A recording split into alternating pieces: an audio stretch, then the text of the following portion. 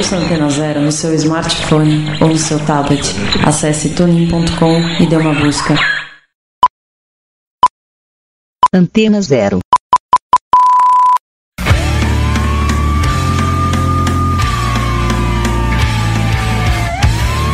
A Rádio Antena Zero apresenta Desobediência Sonora.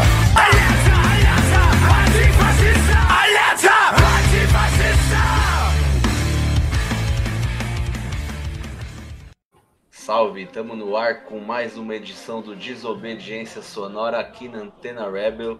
Chegamos aí a abril, mais um mês dessa pandemia que nunca acaba, com esses malditos desses governador, prefeito e presidente fudendo mais a situação, mas estamos aí resistindo, pelo menos tentando fazer uma discussão aí interessante nesse período. Depois aí das leituras do anarquismo, a gente vai começar falando de uma coisa muito diferente do anarquismo, que é o próprio anarquismo. Vamos hoje falar aí com o nosso camarada, o Ivan, para falar sobre um livro que acabou de sair pela editora Faísca e Entre Mares, que é o livro A Comuna de Kronstadt, que é da Ida Metz, que tem um prefácio do Murray Bookchin. Então tô aqui hoje com o Ivan, que é militante da OSL da CAB e também pertence ao ITA, que é o Instituto de Teoria e História Anarquista.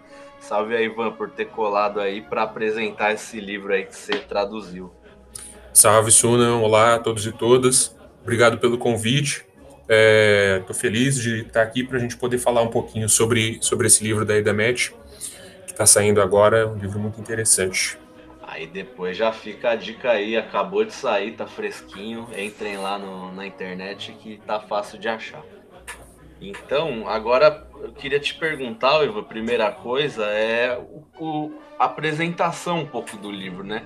Queria saber de onde, né, veio a ideia de você traduzir esse texto, a importância dele no contexto que ele foi produzido na época, né? Quem é a autora, todas essas questões aí mais introdutórias. Certo. Bom, eu escolhi traduzir esse texto porque no ano passado, meio que nesse contexto de pandemia, eu estava procurando algum material um pouco mais extenso para traduzir, né? E como esse ano seria o centenário, né, do Levante de Kronstadt, eu pensei em alguma coisa dentro dessa temática. E também a Ida Metz não tem muitos textos, muitas contribuições dela traduzidas para o português. Uma das poucas contribuições que tem disponíveis dessa autora em português está disponível lá no ITA. É um texto muito interessante sobre a questão do campesinato, o papel do campesinato nos processos revolucionários em geral e na Revolução Russa especificamente, né? Então achei que seria interessante pegar alguma coisa dessa autora que estava ali dentro daquele contexto, né? Mesmo que ela não tenha presenciado pessoalmente aquele episódio, ela estava dentro daquela realidade, né? Então tem uma propriedade para poder discutir e apresentar os argumentos ali e estabelecer um diálogo com as interpretações que foram produzidas pelas diversas correntes aí ao longo desses anos que passaram, né? Esse texto ele foi originalmente escrito no final dos anos 30. A ideia era que ele fosse publicado na França, numa publicação que era dirigida pelo Pierre Monat, um anarquista bastante conhecido aí no campo do sindicalismo revolucionário. Ele foi um militante da CGT, estabeleceu um diálogo aí bastante profundo com o Malatesta com relação à questão do sindicato, a necessidade de organização anarquista. Então, o livro seria originalmente publicado nessa publicação que o Pierre Monat dirigia e acabou não sendo publicado, né? Acabou ficando engavetado. E aí, em um dos prefácios, a Ida Metz conta um pouco como foi esse processo, né? Ela diz que o Pierre Monat havia se aproximado do Trotsky nesse período. Ele tinha uma relação de camaradagem, de amizade com o Trotsky já no exílio, né? E o Pierre Monat teria considerado que o livro era uma polêmica muito cáustica com o Trotsky, né? Algo um pouco desnecessário naquele momento, tendo em vista que o Trotsky estava no exílio e não tinha condições de influenciar a política soviética, né? Já sob o domínio do stalinismo. Então esse material ficou engavetado durante um tempo.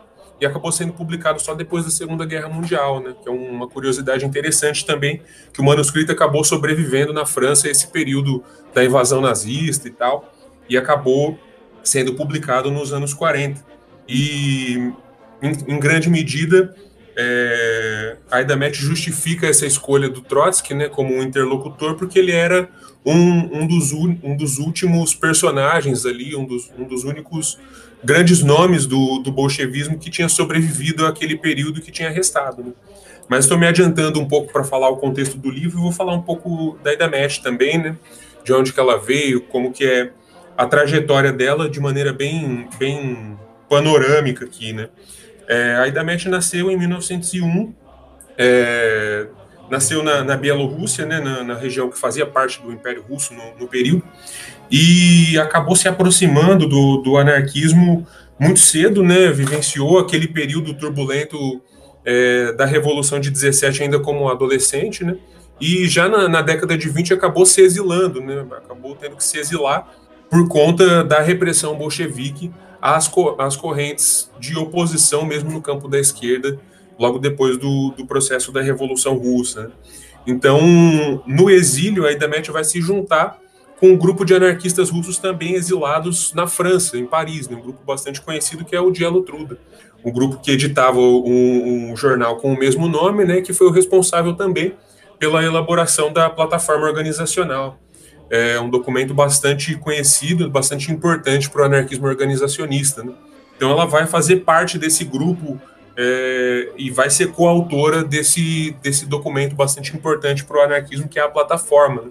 Então, um pouco essa trajetória inicial da Aida Metz, né? Então, considerando que ela nasce em 1901, nos anos 20 ela só tem 20 e poucos anos, né? Uma pessoa que já está ali diretamente envolvida num balanço, numa reflexão muito profunda sobre o que é a revolução, sobre o que é o papel dos revolucionários em uma revolução, né?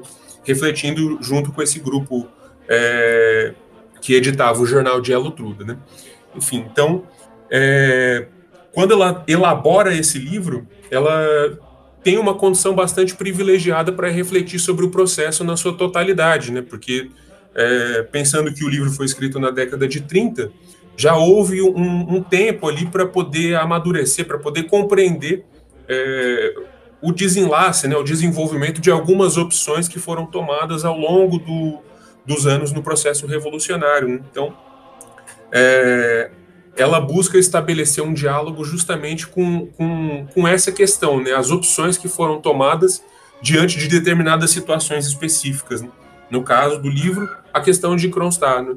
A forma como os bolcheviques lidaram com esse processo de levante e como isso acabou se refletindo como um modus operandi, uma concepção de como lidar com o próprio processo revolucionário e de como compreender a revolução de maneira geral, né?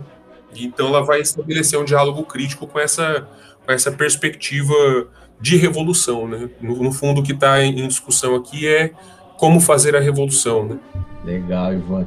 Bom, vamos ouvir aí um som agora, e aí a gente volta para continuar trocando ideia, e aí a gente entra mais no livro para falar um pouco sobre essa obra aí que você traduziu. Bora.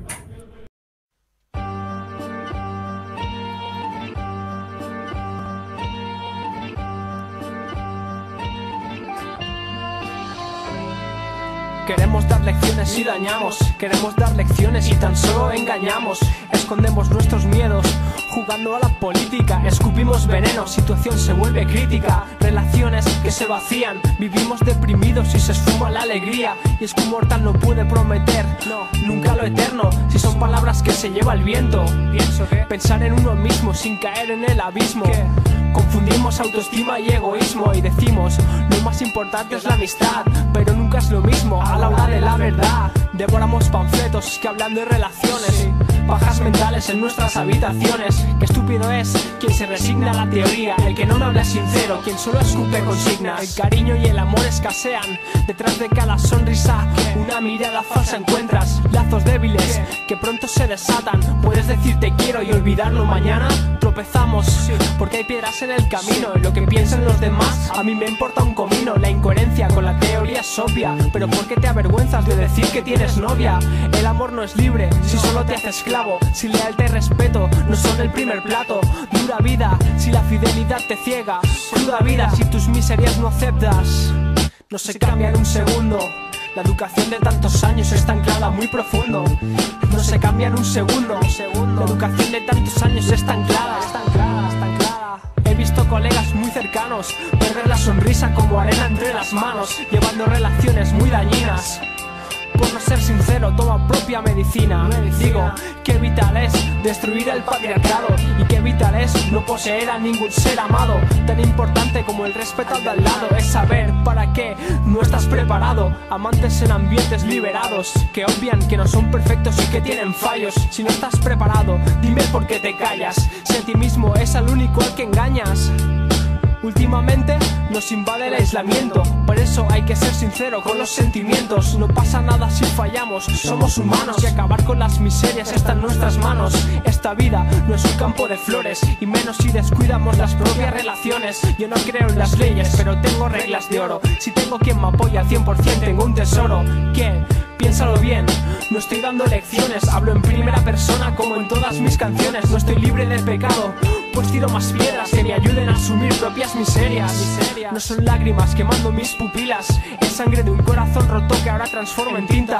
Aprendo de mis errores, aunque las canas me asolen. Espero que me enseñen a encajar futuros golpes. No se cambia en un segundo. La educación de tantos años está anclada muy profundo, No se cambia en un segundo. La educación de tantos años está anclada. No se cambia en un segundo, no. La educación de tantos años está anclada muy profundo, No se cambia en un segundo. La educación de tantos años está anclada.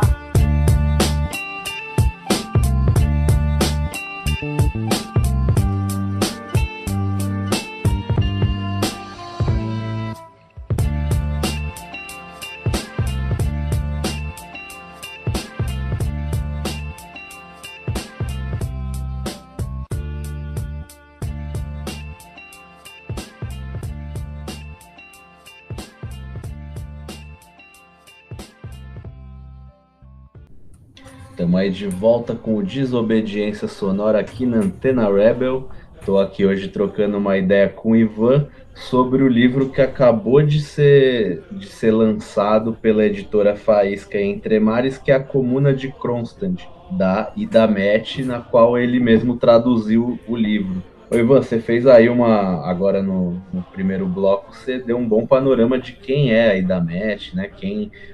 De onde surgiu esse livro. Eu queria que agora você entrasse um pouco nos capítulos do livro e falasse um pouco do prelúdio, né, dessa insurreição, para quem não conhece entender, né, de onde que vem. Sim, bom, para a gente falar dessa discussão, né, do prelúdio, os acontecimentos que antecederam o próprio Levante, acho que tem dois elementos que são importantes aqui que a Idamet destaca no texto, né. Um deles, antes de mais nada, de entrar no próprio contexto, né, acho que é entender a própria situação dos marinheiros, né? Como que os marinheiros eram entendidos nesse período, né? Hoje, como a gente tem essa situação de merda com o Bolsonaro e com os milicos tomando tudo que tem de carguinho aí no Brasil, a gente acaba tendo essa repulsa imediata aos militares, né? Então, quando a gente vê, por exemplo, mas é marinheiro, é da marinha, era soldado, a gente pode ter um pouco essa impressão de que era um elemento estranho que não tinha nada a ver com a revolução, com os trabalhadores em si, né? Mas, na realidade, o que a Idamet acaba mostrando para a gente é como a estrutura do exército na Rússia estava posta, né? Como tanto os marinheiros quanto os soldados do Exército Vermelho passavam por uma situação de distinção profunda em relação aos oficiais, né? O oficialato. Então, uma das primeiras questões para a gente compreender a importância dos marinheiros de Kronstadt é compreender a trajetória revolucionária desses marinheiros, né? Eles tomaram parte ativamente desde os primórdios do processo revolucionário, não só em 1917, quando a revolução efetivamente aconteceu, né, e conseguiu derrubar o czarismo, mas na tentativa de construir um processo revolucionário em 1905, que acabou sendo frustrado.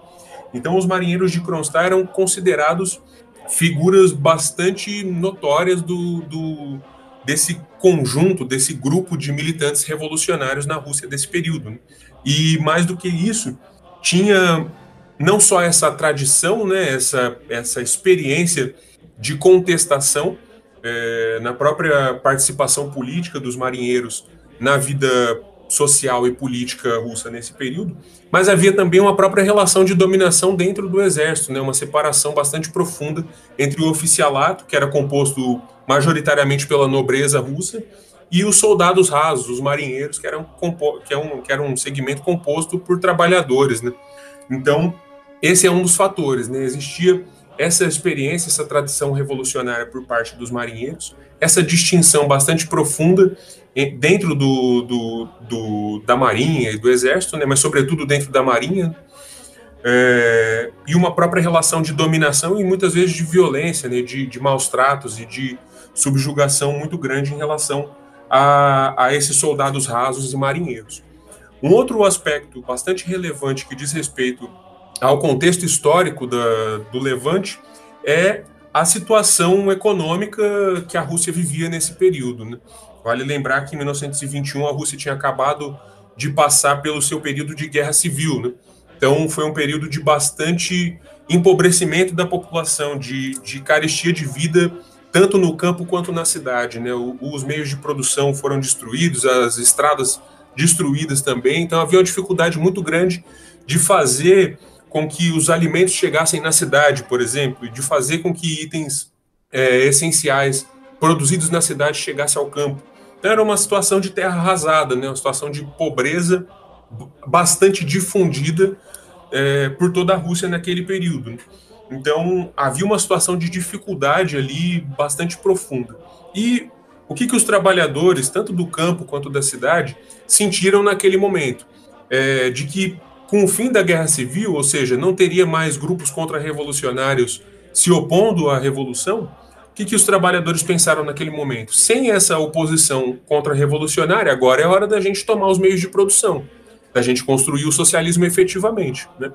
Então, o que aconteceu nesse período foi um processo de dominação, de controle sobre os meios que os trabalhadores tinham de efetivamente participar na organização da vida social, né? Acho que o mais característico é o Soviet, né? Como uma ferramenta, como um conselho operário, uma ferramenta de participar da vida social e política, mas também de organizar a vida econômica, né? Então, há esse momento de grande esperança que acaba sendo frustrado, né? Então, isso acaba desencadeando uma série de greves.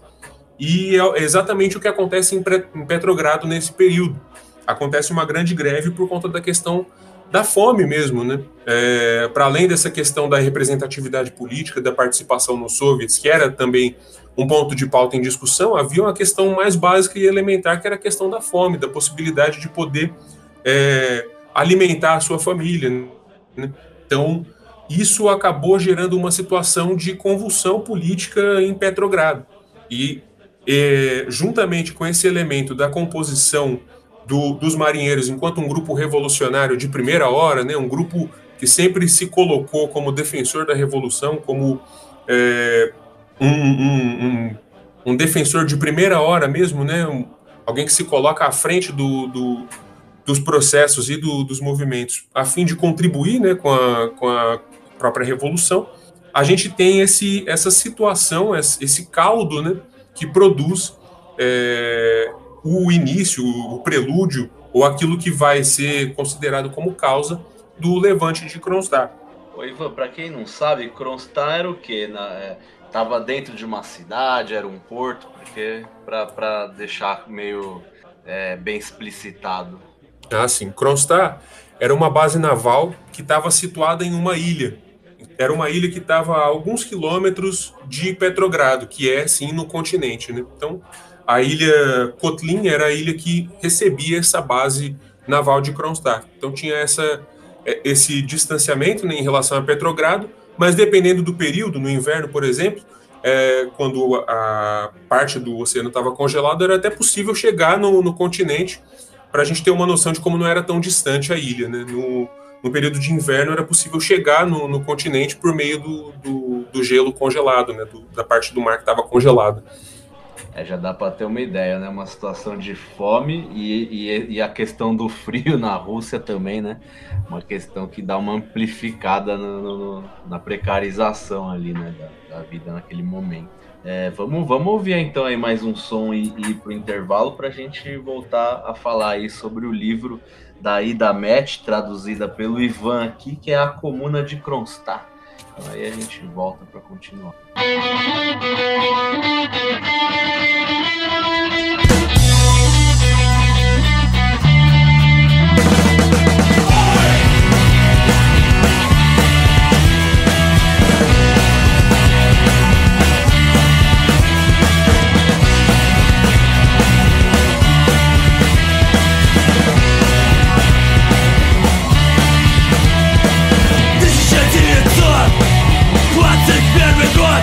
Опять восстал рабочий народ.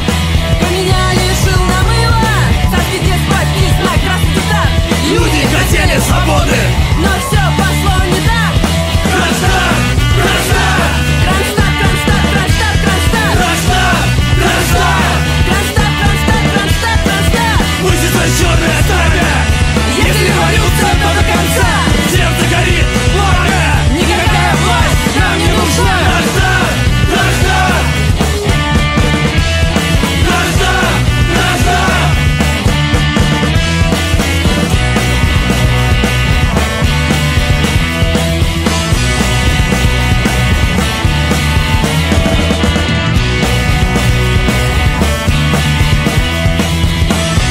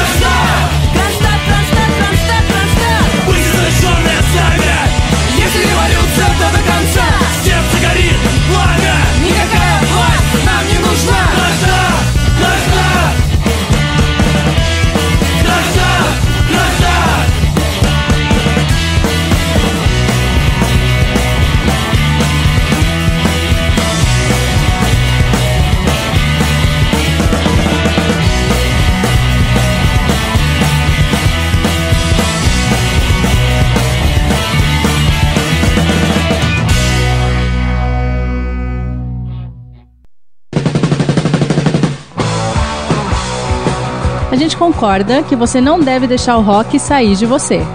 Mas a gente acha que é preciso deixar o rock entrar também. Não basta apenas ouvir sempre as mesmas músicas daquelas mesmas bandas. É por isso que aqui a gente tem muito mais que 89 músicas na nossa programação. Aqui a gente toca rock de A a Z, porque nós somos uma rádio livre. Antena Zero, a rádio que não toca só o que você quer ouvir, mas o que você precisa escutar.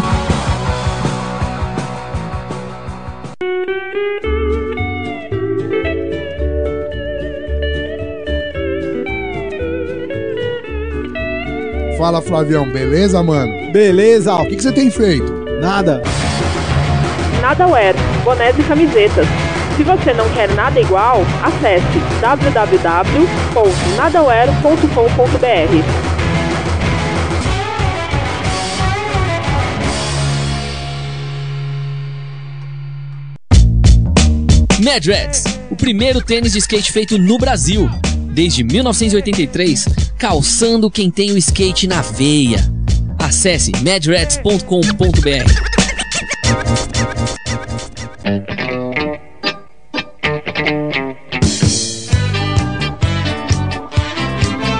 Ô minha neta, onde você vai com essas roupas doidas?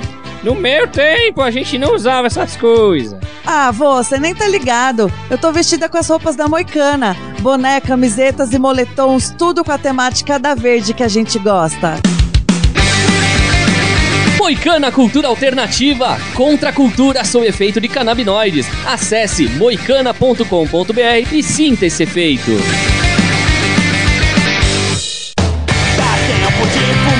Galera, 4h20, vamos aí? Demorou, hein? Cara, Olha, que bong da hora! E esse de chavador aí, mano, que louco! Comprei na Bongada Red Shop. Bongada Head Shop, deixando sua Session 420 mais especial. Rua Augusta 1371, Loja 120, Galeria Ouro Velho, São Paulo. Fone 3854-0420. Instagram, Bongada_Loja.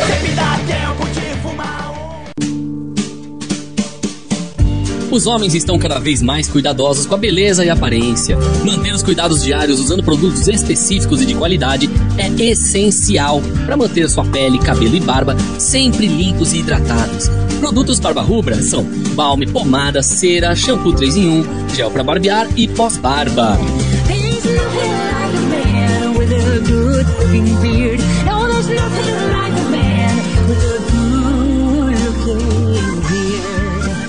barbarubra.com.br. Sinta-se bem consigo mesmo e destaque sua beleza natural. Na loja Underbeard você encontra os acessórios originais Barba Rubra, canecas, camisetas e bonés, coleção tatu, coleção barbershop, kits especiais e muito mais. Acesse underbeard.com.br.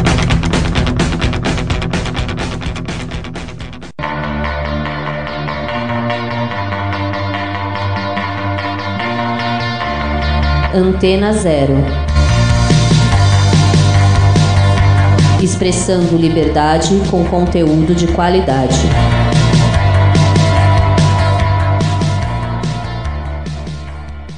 Voltamos com o Desobediência Sonora aqui na Antena Rebel.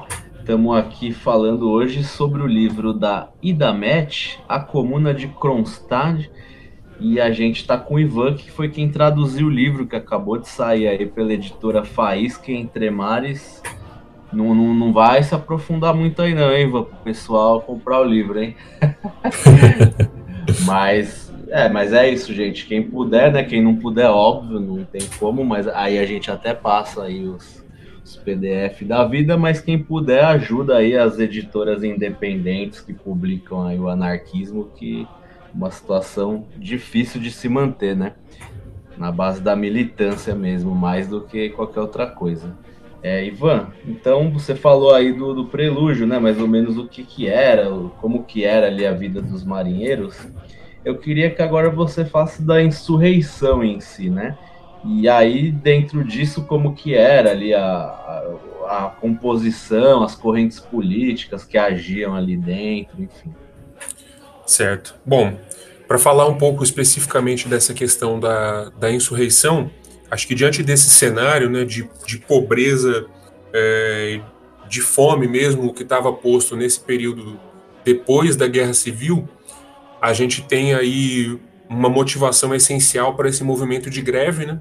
Mas, por outro lado, também tem uma constatação política de que aquelas ferramentas que foram criadas para construir o processo revolucionário, como os soviets, por exemplo, estavam perdendo a sua função, né? Estavam perdendo a sua capacidade de efetivamente influenciar e decidir os rumos da vida social, política e econômica da União Soviética, né? Então, quando os marinheiros decidem se insurgir em solidariedade aos trabalhadores de Petrogrado, dentre os pontos de reivindicação que estavam postos no documento que os marinheiros elaboraram, a gente tinha tanto uma reivindicação quanto a outra, né? A gente tinha ali reivindicações que diziam respeito a essa questão da fome, da possibilidade de acabar com a fome, ou de pelo menos amenizar a fome na cidade, ou de amenizar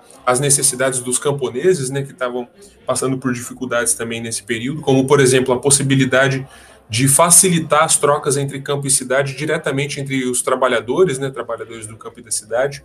E, ao mesmo tempo, já tinha uma reflexão com certa maturidade sobre o papel dos soviets, né, sobre essa, ou melhor dizendo, né, sobre a perda desse papel que os soviets cumpriam na Revolução.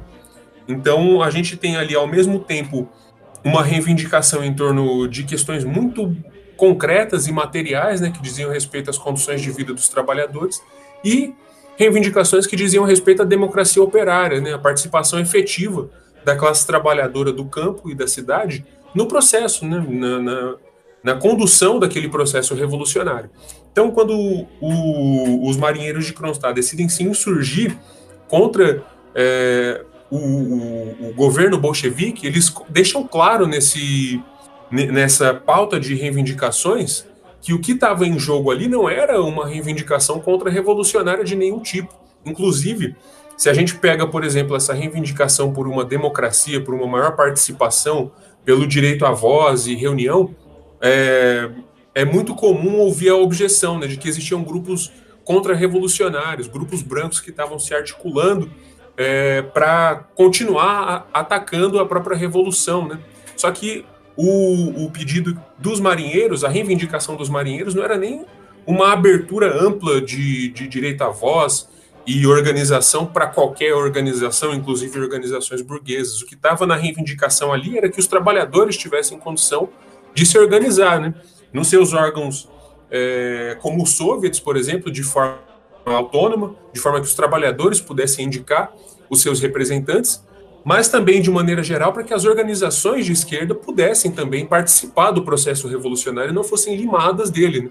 Então, para discutir um pouco essa questão das correntes, né, uma outra questão, um outro mito, uma imagem que se criou ao longo dos anos foi de que os marinheiros de Kronstadt eram anarquistas em sua maioria e que, por isso, eles estavam, de certa forma, em discordância com o governo bolchevique, que era uma questão ideológica, que mais do que ser uma questão ideológica, era um traço de classe da própria ideologia anarquista, que supostamente seria uma ideologia vinculada à pequena burguesia. Na realidade, essas acusações elas têm um conteúdo político e ideológico muito forte, mais do que uma base factual, né? Ou seja, não tem base na realidade. Essas acusações que foram construídas ao longo dos anos, e mesmo autores marxistas acabaram reconhecendo a debilidade dessas acusações, né? Falando especificamente das correntes que atuavam dentro dos marinheiros de Kronstadt, dentre os representantes dos soviets, desses marinheiros, a grande maioria eram socialistas revolucionários de esquerda ou bolcheviques ou comunistas. A grande maioria dos representantes eram dessas duas correntes. De forma muito minoritária, muito pequena mesmo, existia a atuação de socialistas revolucionários de direita, que reivindicavam, por exemplo, o retorno ao formato da Revolução de Fevereiro, que era basicamente uma democracia burguesa após o czarismo, né? Mas esse grupo ele era muito minoritário dentro dos marinheiros. E os anarquistas, eles tinham uma influência política dentro dos marinheiros, mas eles não eram representantes, eles não tomavam essa posição de representação.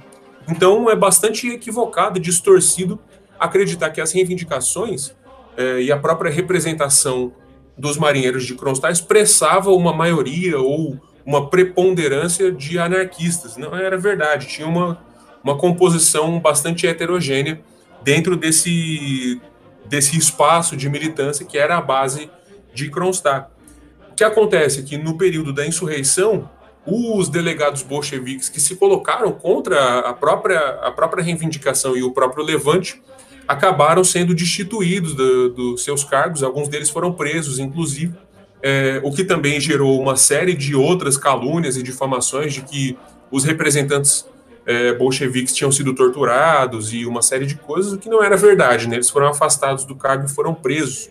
Dialogando também com uma outra questão, que os marinheiros seriam uma espécie de força espiã a mando do serviço secreto francês, que tinha como interesse estimular uma rebelião do Exército Branco, ou seja, uma reação czarista, o que não era verdade também, né? Então os bolcheviques utilizaram como argumento para justificar essa calúnia uma suposta liderança de um general que tinha vindo do período czarista, né? Que trabalhava na base de Kronstadt, que não era verdade também, né? O próprio esse militar especificamente não tinha impacto, peso político nenhum no processo, né? Inclusive ele se retirou da própria base naquele contexto de levante, ele não tomou partido nem a favor e nem contra, né? Quem dirá dizer que ele liderou o processo. que aconteceu de fato foi um levante dos próprios marinheiros que estavam insatisfeitos tanto com a situação de pobreza extrema, de fome que os trabalhadores do campo e da cidade estavam sofrendo naquele período, quanto com a situação de perda de poder político real dos trabalhadores, né, da capacidade de influenciar o processo da Revolução Russa através da perda da representatividade efetiva nas suas instâncias como os soviets, por exemplo. Ô Ivan, você falou aí alguns mitos e tal. Kronstadt é tipo, pelo menos desde que eu me conheço como anarquista, ou até antes disso, é muito falado, né, nos meios libertários. Na esquerda em si, né, sempre se toca nesse assunto. Hoje em dia os twitteiros adoram, né, falar do Kronstadt, pessoal na internet. Tendo em vista que teve um monte de episódio parecido de repressão do partido bolchevique contra os soviets, enfim, contra todo tipo de divergência, né, mesmo que revolucionária, por que você acha que nesse episódio em si pegou tanto para os bolcheviques fazer tudo isso, ter toda essa discussão, às vezes criando mitos e manobras, quanto também para, enfim, anarquistas tomarem esse episódio também como, enfim, como não uma prioridade, mas colocar em posição de destaque no debate, vamos dizer assim. Sim, desde o primeiro momento, anarquistas como a Emma Goldman, por exemplo, o Alexandre Berkman, eles tomaram partido do processo, né? E quando a situação entre bolcheviques e os marinheiros acabou chegando numa situação de ultimato, né, de que ou os marinheiros se rendiam ou eles seriam massacrados, houve uma tentativa de mediação, né, porque os anarquistas também perceberam, assim como os marinheiros, que naquele momento o que estava em jogo era a própria revolução. Que tipo de revolução seria levada a cabo na Rússia, né, naquele período. Então, eu acredito que o que levou os anarquistas a simpatizarem, né, com o processo, e desde o primeiro momento os anarquistas que estavam lá, né, que se colocaram para apoiar, para fazer uma mediação, quanto os próprios marinheiros, e posteriormente também, acho que o que estava em jogo ali era a própria concepção de revolução, né? Isso é uma das coisas que está colocada pelo Bakhtin, né, no prefácio, que é justamente essa questão. A reivindicação dos marinheiros não era por uma retomada, por uma restauração do poder monárquico czarista, muito longe disso. O que os marinheiros estavam reivindicando era uma terceira revolução. A primeira foi em fevereiro, né, aquela que eu comentei um pouco, que teve um pouco a preponderância dos mencheviques, uma estrutura um pouco parlamentar, assim, uma democracia, uma espécie de democracia burguesa. A segunda foi a Revolução de Outubro, né, que acabou sendo capitalizada pelos bolcheviques, e o que os marinheiros estavam reivindicando era uma terceira Revolução Russa. Uma revolução que desse conta de repensar aquelas estruturas que foram adaptadas, que foram ali no calor do momento, do próprio contexto de comunismo de guerra, de combate à tentativa de retomada do poder czarista e de ingerência das potências imperialistas sobre o processo russo. O que os marinheiros estavam reivindicando era uma terceira revolução para justamente readaptar esse ferramental, esse arcabouço que foi construído ao longo desse período, né, de 17 até 21, para que efetivamente se pudesse construir a via para o socialismo, né? Porque aquele movimento, aquele processo de centralização de todos os aspectos da vida econômica, política e social no Partido Bolchevique já dava sinais de que levariam a uma burocratização radical, excludente e bastante violenta para os próprios trabalhadores, né? Tanto do campo quanto da cidade. Eu insisto em falar do campo e da cidade, porque também tem um problema, né, uma questão com relação a isso, porque há uma noção de que os camponeses são contra-revolucionários em essência e que os operários da cidade são revolucionários em essência, né? Que justamente, inclusive, essa é uma das justificativas do porquê os marinheiros haviam perdido aquela cultura, aquela tradição revolucionária que a gente tinha falado um pouquinho no outro bloco, né, de que os marinheiros tinham essa história com o processo revolucionário russo desde 1905, 1917. Uma das justificativas é de que a composição dos marinheiros havia se alterado, né, de operários da cidade para camponeses, o que é uma justificativa bastante problemática, né, por uma série de fatores, não só pelo essencialismo, né, de uma classe ou de outra, como pela própria questão histórica de não ter nenhuma base factual efetivamente, né, e não dizer efetivamente nada sobre as reivindicações que estavam postas, né? Então, aquela coisa de tentar desqualificar quem está pondo as reivindicações para desqualificar as reivindicações em si. Então, eu acredito que essa defesa, essa centralidade que esse episódio acabou tomando para os anarquistas ao longo dos anos, né, das décadas que se seguiram ao próprio processo e no próprio período, se deve a isso, né, se deve a uma concepção de revolução que estava posta naquele momento, né, uma espécie de encruzilhada. Qual caminho que nós vamos seguir? Nós vamos seguir esse caminho, nós vamos seguir aquele caminho.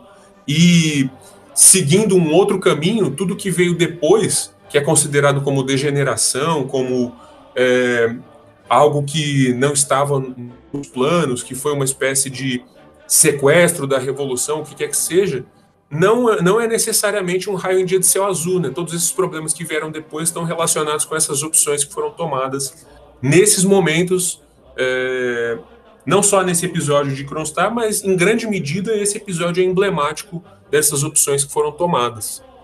Deu no que deu, né? Então vamos ouvir aí mais um som, Ivan, e aí a gente volta para continuar trocando essa ideia aí sobre esse livro maravilhoso aqui da IDAMET.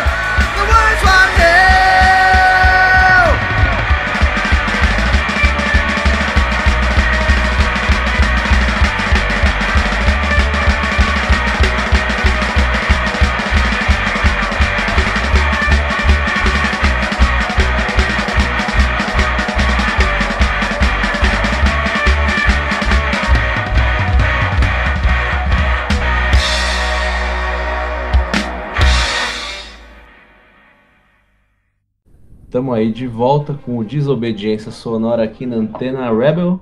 Estamos aqui trocando uma ideia hoje com o Ivan, que traduziu o livro da Ida Metz, A Comuna de Kronstadt, sei lá como se fala, mas deu para entender, né?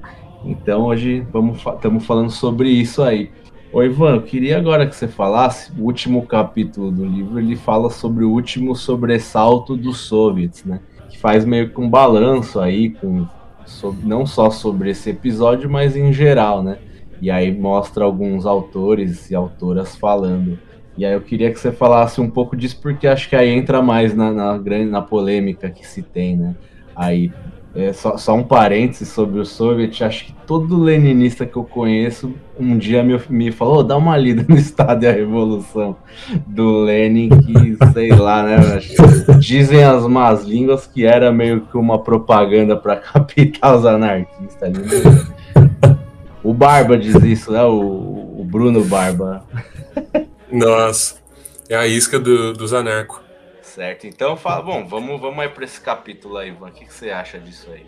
Bom, nesse capítulo é o capítulo final, né? Um pouco uma discussão de balanço sobre as opções que os bolcheviques tomaram, né, em relação às reivindicações de Kronstadt, que, como se sabe, né, não foram atendidas, os marinheiros foram massacrados, brutalmente reprimidos, batalhas muito intensas, tanto na base, depois na própria cidade, onde os familiares ali moravam, né?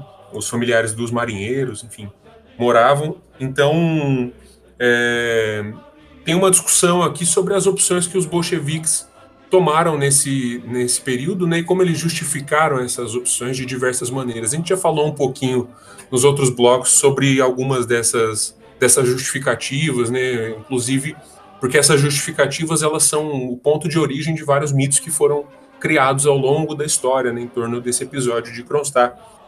E o que eu acho bastante interessante, dando um spoiler aqui do capítulo final, é como a Ida Metz estabelece um diálogo com a Rosa Luxemburgo, né? O Suna estava falando aí que o Estado e Revolução do Lenin é meio que uma isca para os anarquistas, né? Acho que esse capítulo ele tem um pouco a isca para os comunistas, né? Quando você for vender o livro, você fala lá, você é comunista, aqui, ó, ela tá dialogando com a Rosa Luxemburgo e tal. É meio que isca também, né? Então ela está estabelecendo um diálogo, um balanço crítico das opções tomadas pelos bolcheviques à luz da própria discussão política posta por outros comunistas, né? Em outros países, como no caso aqui da Rosa Luxemburgo, né? Especificamente na questão da democracia operária, daquilo que era uma das principais reivindicações dos marinheiros no período, que era que, de fato, os soviets refletissem a representação dos trabalhadores e dos marinheiros naquele contexto, né?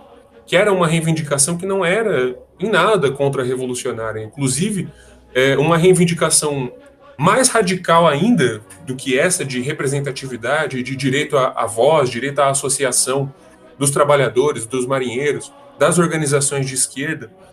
Uma reivindicação mais radical do que essa pode ser encontrada na própria Rosa Luxemburgo, né, que defendia que o processo revolucionário não pode massacrar as forças opositoras dentro do campo da esquerda, né? E do ponto de vista da liberdade de expressão, de propaganda, a Rosa Luxemburgo defende uma concepção mais ampliada, né? Que mesmo grupos burgueses poderiam ter direito à voz, né? Mesmo que não influenciassem ou dirigissem o processo. Que os marinheiros... Sim. Só um comentário, inclusive, se você for pegar contemporaneamente, isso meio que sumiu. Parece que quem absorveu essa defesa, né, das organizações de base, né, do controle operário, ficou um setor do marxismo mesmo, né? Os anarquistas mesmo, você vai ver, tem diminuído muito nos últimos anos no anarquismo contemporâneo essa defesa. E se você for pegar nos marxistas, muitos nem sabem que os anarquistas faziam essa defesa, né? Eles defendem coisas muito próximas, mas não sabem de onde vem, vamos dizer assim, né? Sim, exatamente. E em certa medida também, para a gente fazer uma autoavaliação, né, do anarquismo, você tem vertentes que acabam meio que abandonando essa ideia deliberadamente, né? A ideia do controle operário, ou a ideia da autogestão, né, que são ideias que dialogam. você tem grupos que acabam abandonando isso do ponto de vista do trabalho, né, dos trabalhadores, do papel que os trabalhadores ocupam no processo e tal. Então,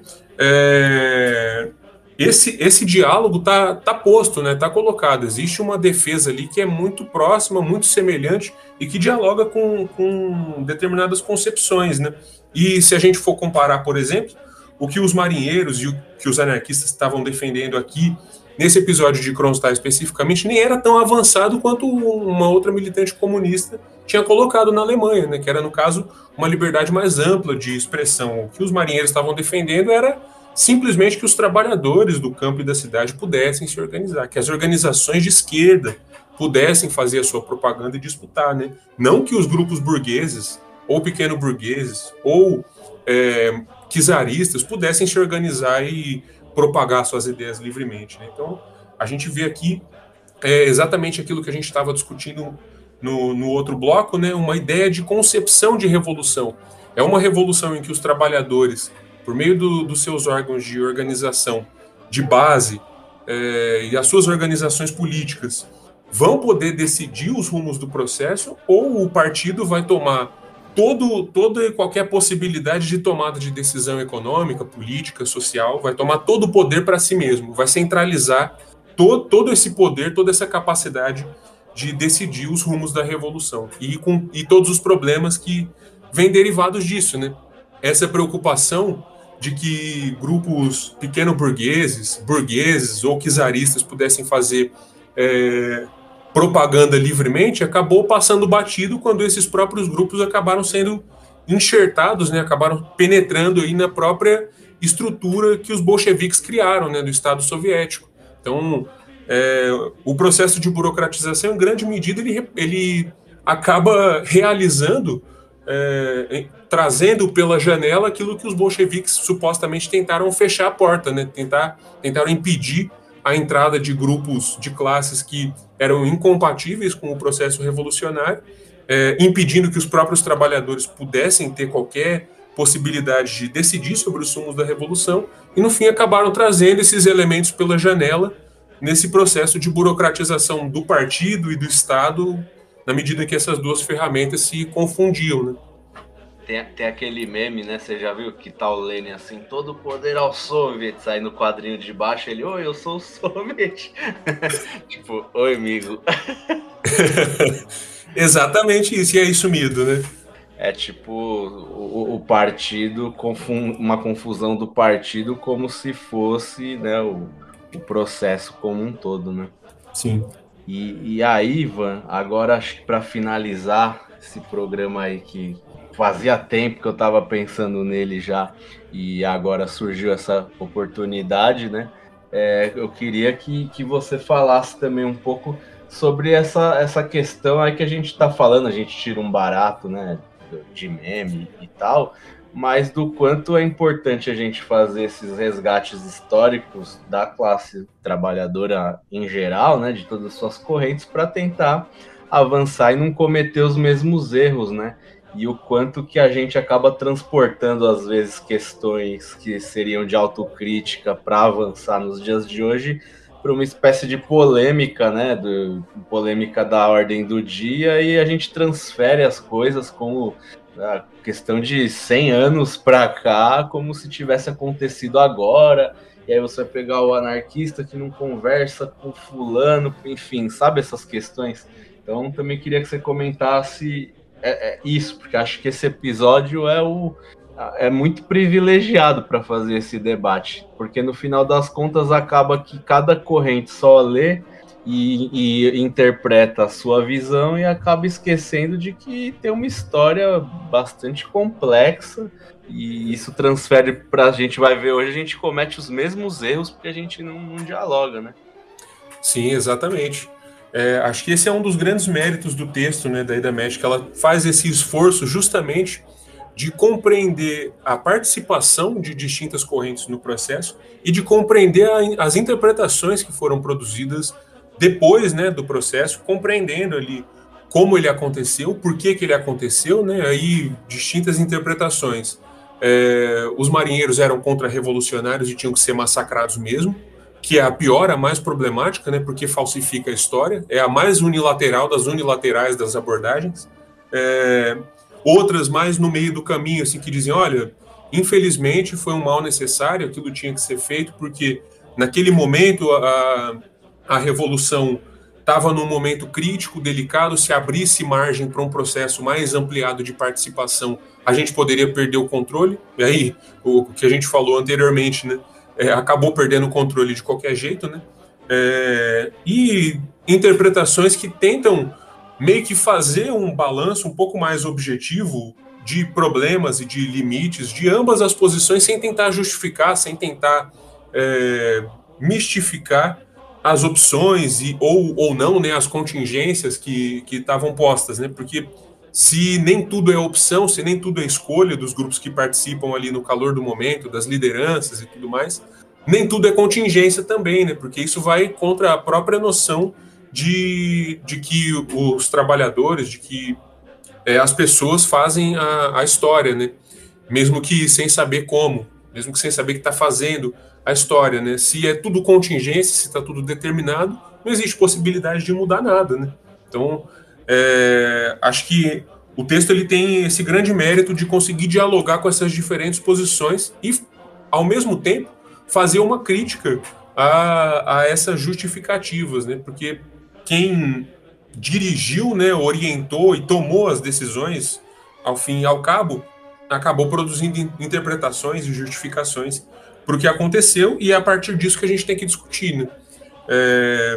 Ao mesmo tempo, eu acho que o texto também tem um mérito muito interessante, que é romper justamente com essa visão, né? A gente tem essa perspectiva um pouco unilateral, às vezes até dentro do anarquismo mesmo, de identificar uma ou outra figura especificamente, né, um personagem, e acho que a Idamete parte de uma premissa muito interessante, que é, sem passar pano para o Trotsky, vamos dizer assim, polemizar um pouco com essa perspectiva de que o Trotsky é pessoalmente responsável pelo massacre dos marinheiros, né? Acho que ela dialoga um pouco com essa perspectiva que ao longo do tempo foi se criando dentro das próprias fileiras anarquistas, né? Sem, claro, eximir a responsabilidade dele, né, como uma grande figura, um grande dirigente bolchevique, né, um dos poucos que restou depois dos expurgos no período stalinista durante algum tempo, né, e quando o texto foi elaborado, principalmente, que a Idamete, de certa forma, dirigiu o texto ao Trotsky, né, mas ao mesmo tempo faz essa mediação, né, e demonstra uma capacidade de compreender que a história não é só feita pelos grandes homens, né? A história é feita por um conjunto, né, de pessoas, por um conjunto de classes sociais, por um conjunto de contingências, mas por um conjunto de opções também, né, que são tomadas no calor do momento, muitas vezes de forma problemática, muitas vezes com consequências bastante trágicas, não só para um processo revolucionário específico, mas para a própria história e para a própria proposta socialista de revolução, de transformação da sociedade. Certo, Ivan. Pô, eu queria te agradecer aí bastante por esse papo. Deu vontade de ler o livro, que eu tô com ele aqui do meu lado, não li ainda de vagabundo, mas tá aqui, bonitão, e lerei, e eu acho que essa conversa tem um papel muito importante para as pessoas terem, né, o impulso de ir procurar mais aí sobre o livro e ler o próprio livro.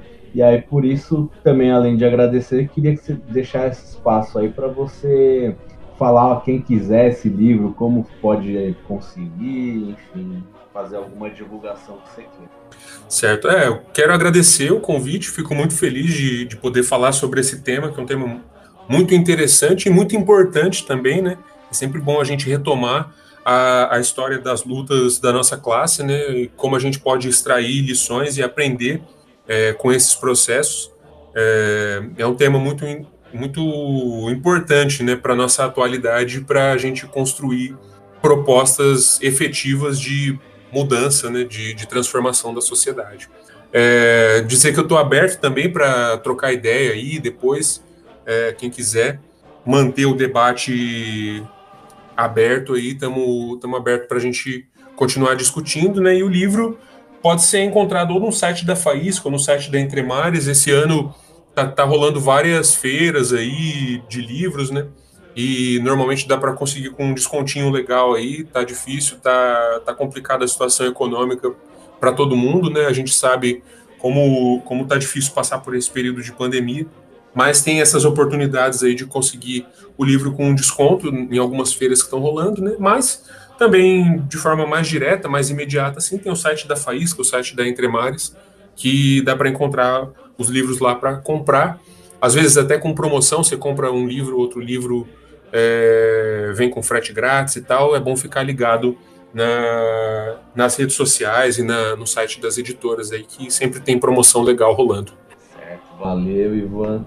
Bom, quem quiser ouvir o Desobediência Sonora aqui no Antena Rebel, a gente vai ao ar todas as quintas-feiras, às 21 horas. E quem quiser ouvir em outro horário, que não puder ouvir na rádio, pode entrar em todas as plataformas aí de podcast, no Spotify, estamos em vários agregadores aí, então é fácil de achar. E quem não conseguir, quem quiser o MP3, também pede que a gente manda. E é isso, até a próxima.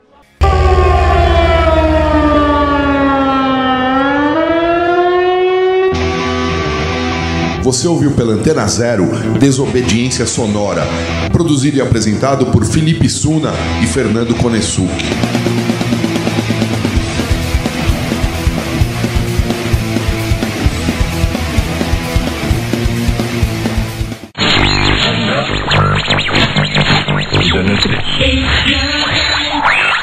Você está na Antena Zero. Antena Zero. A rádio que não toca só o que você quer ouvir, mas o que você precisa escutar.